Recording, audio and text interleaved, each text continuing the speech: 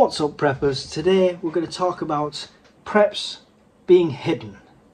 Now, one way of doing this, of course, is having secret caches around, either on your own property buried or further afield and on a direction that you would bug out to. You could do these in the big sealed barrels. If you're going to bury it, it's always worth burying it, then putting a couple of coins there, one or two coins, or just one, maybe one coin, and then bury that again. The reason for that is if somebody comes over with a metal detector or anything like that for any reason, then hopefully they find the coins at that layer and then that's it. They walk away after that. They realize it's just some change or some nails or anything like that, maybe something less valuable. Now, there's always a risk with this. There's no way you can keep tabs on this, and there's no way you could, I don't think it would stand up in a police station or court if you said he found these and dug them up and took them and they're mine, when it was on public land or whether it was somewhere else completely. So there is a risk, inherent risk with that, of course. Now, what about hiding things around your own home? Now, there's many reasons for this. You could be inviting people in a bad situation to feed them the bits you've got. Someone might want to take advantage of that. Either way, if your preps are at risk, sometimes it might not be worth giving your life for the cans of beans. So let them take what they can see. And we've discussed before different places you can put preps. The kickboards under a kitchen counter, that's a great place to stack cans up. You can put them on a roller tray or in one of the small bedding boxes that slide under there, but that's a great extra stash to have under there. And there's different hiding places. Now, some people are very determined with these things and they will tear your house to shreds. So you've got to be quite inventive where you do this. Now, especially if they know that you prep. So one thing that I've come up with is this.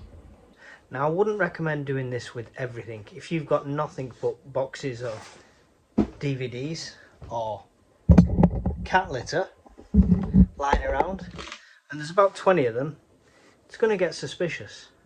However, if you do have food in boxes and other things in boxes, and these are amongst them, chances are if anything happens, if anybody gets in, if anybody knows your preps are there or comes to try and confiscate them, then they probably bypass something that's not really valuable to them, especially in an SHTF situation.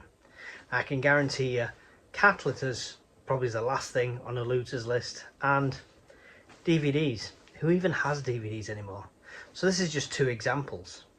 So what we have here is a seemingly innocent box of DVDs. You know, nothing amazing there. But what do we actually have here? What we actually have here is all the emergency baby supplies, and simply lined the edge of the box with the DVDs. You can simply wedge this in with the right amount of supplies like I've done here, or you could tape them in place, but either way, as long as the sides that are exposed, so if this is on a garage shelf and that side's exposed, that's the side that they're seeing. You can even label it DVDs on the side or old DVDs, something like that, and it's just purely so they bypass it more than anything else. Now, the next one is cat litter. Although it might be a prep for a lot of you who have cats, chances are if you're at the stage where you're going into other people's houses, it's not cat litter you're looking for. So cat litter should be bypassed. Keep it down on a low shelf at the bottom. Usually it'll be a passing glance. If you put it on a high shelf, they're going to think, why have you got heavy cat litter up on a high shelf? So, you know, just think obviously. But inside this, these are simply empty bags that we've already used, taped at the middle so they don't separate, and just up against the side. And then you can fill the box with anything you want. I've just put some stuff in there as an example, obviously, but you could fill this all the way up. What I would recommend is with something like cat litter, if it doesn't go to the top, you want to try and make it up. That's obviously cut off. So what I would have it is I'd have it like this. Yeah, slightly folded over, and it looks like the bag's got some depth then, and it covers whatever's in there. So that looks like an half empty box with just cat litter in. Yeah, and you can't even see through the gap.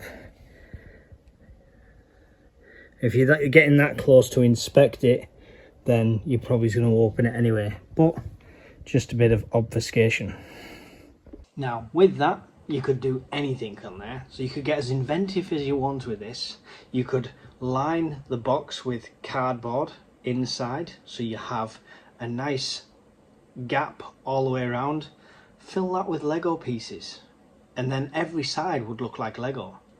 And then you could go a step further and seal that lid, making it more difficult to actually pop it open and look. And you know when you break that seal, it's because you're going to use what's inside. So there's different levels that you can do this at. This is just a very quick, simple example of how you can do it with stuff around the house or stuff that you were going to throw out anyway. So that might seem like a pretty obvious one to you guys, and you might already be doing something like this. But if you're not, then maybe if you've got garage shelves, you've got shelves like me, maybe there's 1 or 2 boxes on there that are less valuable to a prepper, but once you open it up, you will see what's inside. Okay, make sure you know, either in your head or your family knows, or anyone using your prep knows, if you ask for the cat litter, that means the big box of pasta with the cat litter in front of it. Make sure it's relevant. If you are stockpiling some cat litter for end of the world scenario, or for some cat food or something like that, then put it amongst where your actual preps for that is. Yeah, so stack that up alongside it, and then even if they do open one of the boxes or check one of them, then chances are you've got a good chance you'll keep some of your preps. This is especially for people who may have preps and other people know that you have the preps. Then maybe something like this little one on the side, only you know about, or only your direct family knows about. Not Joe Blogs down the street who knows you that you prep, doesn't know about them secret boxes. Worth having a little insurance policy. Not to be overlooked as well is the home security things that you think, oh, that's a bit ridiculous, but they're actually really good. You've probably seen them. I'll put a picture on here if you can see it, and these are these safes that look like tins, like a tin of beans, but it's actually a safe. These are great, except chances are if it's for an SHTF situation, they're going to take the beans anyway, so you're going to lose it either way. But in a normal household security situation, these are good little things.